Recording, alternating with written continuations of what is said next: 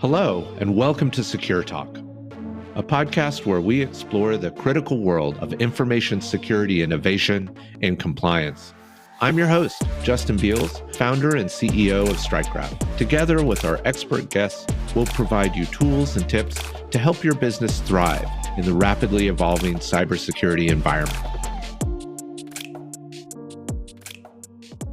Welcome, Elmi. Thanks for joining us today. Just tell us a little bit about what you do at StrikeGraph. Hi, Justin. Thanks for having me. I am the assessments manager here at StrikeGraph, part of the assessments team. Awesome. So today we're going to talk a little bit about insider threats and hybrid work and a couple of other topics with you that you specialize in. And so up on the screen here, I have a heat map, and it shows kind of the varying risk levels across different work environments. What patterns should we notice in this?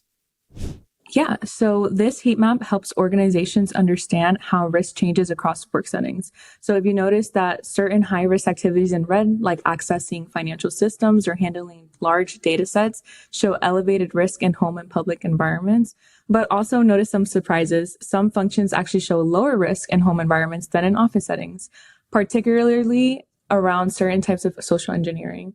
So the key takeaway is that security control should be environment adaptive and automatically applying stronger protections when the context indicates higher risk.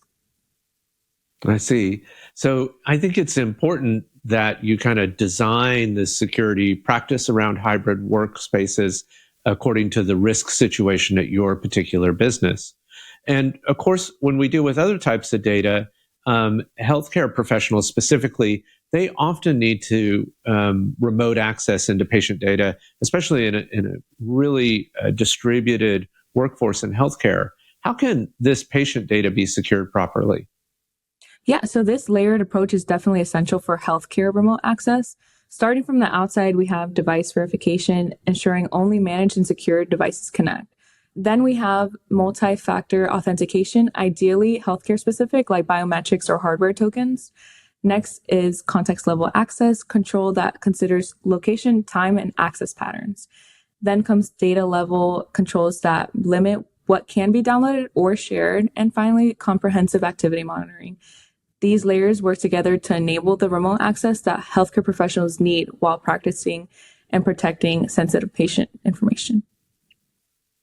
Yeah, and certainly any organization that's touching patient healthcare information, whether digital or even paper files, are going to be held under the HIPAA requirements.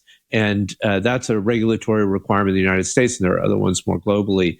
And I think that's why it's really important for us to cover that in security awareness training. Other organizations might be more concerned from a financial risk of fraud or the loss of money or some other type of financial impact. How does this workflow help us show how multiple people need to be involved in a financial process? Isn't it kind of inefficient to get more than one person involved? It might seem that way, but segregation of duties is a fundamental control, especially in financial operations. So this workflow shows how different roles handle different parts of a transaction process, ensuring no single employee can initiate, approve, or execute sensitive actions. In the hybrid work environment or remote that we've leaned into more, this becomes even more important because informal oversight decreases when people aren't physically together. So digital workflows should enforce these separations automatically and flag any attempts to circumvent them. That's excellent. And we certainly have a lot of digital tools and team tools that we can use to both communicate and operate together in really efficient patterns. Well, this is really great, but certainly as we think about insider threats broadly, we're kind of monitoring what goes on. And I think data loss is probably the thing we're most concerned about in an insider threat situation. This dashboard shows potential data loss incidents. How does this type of monitoring work? So this data loss prevention dashboard uses behavioral analytics to identify potential insider threats. It's looking for patterns that deviate from normal behavior, like downloading unusual volumes of data, accessing systems at odd hours, or even attempting to exfiltrate information. The key is establishing baselines of normal activity, then identifying the anomalies. In hybrid work, these systems become crucial because traditional physical security observations are no longer possible.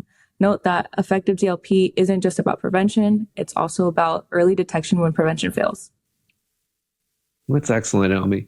And I think you would probably agree with me that a lot of this kind of work comes to the responsibility of an IT manager or an information systems manager, where we're dealing with insider threats from a technological perspective or data retention, data loss issues. Is that right? Yeah, absolutely, Justin. Elmi, thanks so much for joining us today and sharing your expertise on insider threats for our annual security awareness training. Of course. Thank you for having me.